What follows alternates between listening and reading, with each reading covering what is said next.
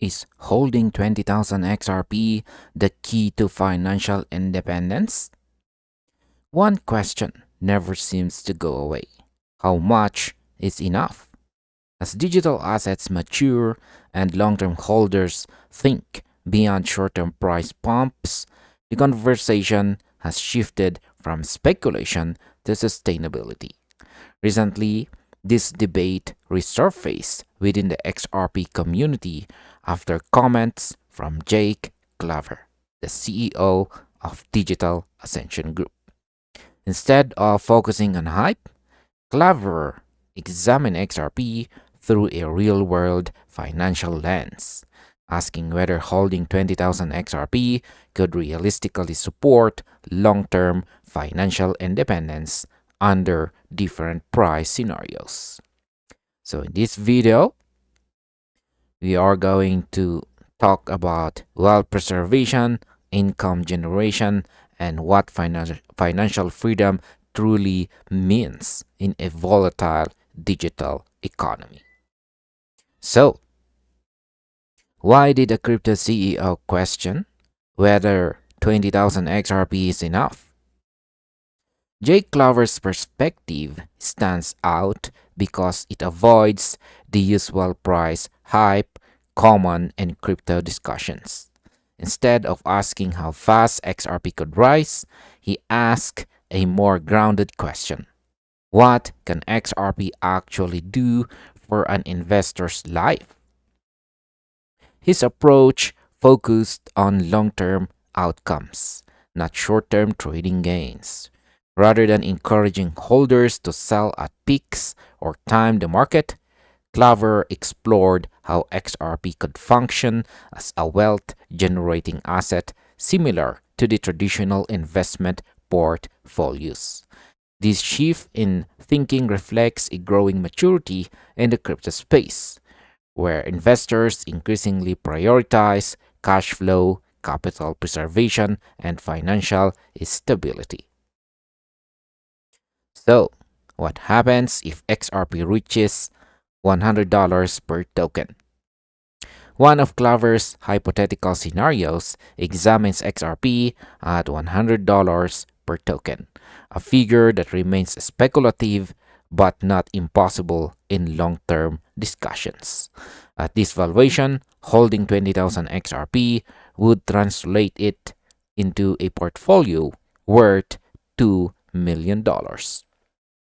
Rather than assuming the investor cashes out entirely, Glover applies a conservative annual return of 5%.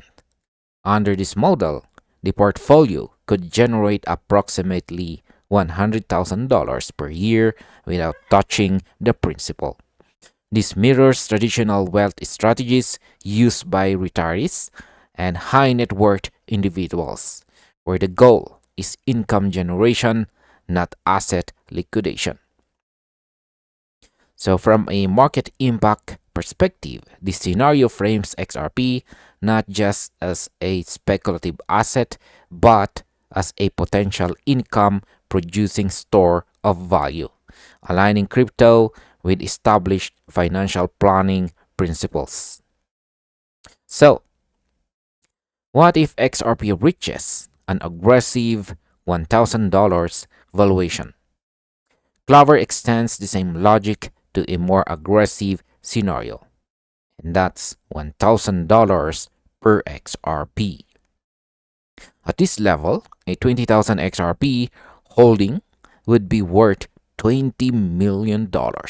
Applying the same 5% annual return, the portfolio could theoretically generate $1 million per year in income. The key takeaway here is not the price target itself, but the framework. By focusing on the yield rather than liquidation, Clover highlights how digital assets could eventually fit into institutional style wealth management models. However, it's crucial to recognize that XRP currently trades below $2, making these projections highly speculative and deeply dependent on long-term adoption, regulation, and market structure. So, why are long-time XRP holders warning against overconfidence? Not everyone in XRP community agrees with Clover's optimism. Longtime holders and early adopters have voiced concerns that a seven-figure portfolio does not automatically guarantee financial security. Their skepticism is rooted in real-world factors such as taxation, inflation, healthcare cost, and lifestyle inflation. From this viewpoint, a $2 million portfolio spread across 30 to 50 years may not stretch as far as it appears, especially in high cost regions. These voices emphasize that seeing a large number on paper can create a false sense of security, masking the slow erosion of purchasing power over time. So, what does financial independence really mean in practical terms? A more conservative definition of financial independence suggests that a larger buffer is necessary. Estimates commonly cited range between $5 million and $7 million, depending on age, lifestyle, and geographic location. This school of thought prioritizes diversification, capital preservation, and realistic assumptions over reliance on extreme asset appreciation.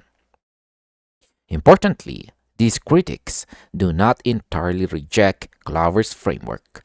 Instead, they stress that his model requires discipline, consistent returns, and careful spending. The real debate is about margin for error, how resilient a portfolio remains when markets fluctuate or personal circumstances change. So, is there a universal answer to how much XRP is enough? Ultimately, the XRP community remains divided. Some argue that holding more XRP provides flexibility if price growth underperforms expectations. Others believe even smaller holdings can be meaningful when paired with strong financial planning. A growing segment rejects numerical targets altogether, emphasizing that financial literacy, risk management, and long term strategy matter more than raw token count. So, from this perspective, success depends less on how much XRP you hold and more on how intelligently you manage it. And finally, my own personal opinion about this is that 20,000 XRP is neither rich nor poor by default. It's strategic potential. Jake Clover's framework is valuable because it encourages people to think beyond price hype and toward financial function. However, the biggest risk is assuming best case scenarios without accounting for real world friction. XRP could become a powerful wealth building tool, but no single asset guarantees financial freedom. The investors who will win long term are those who combine patience, diversification, and realistic expectations.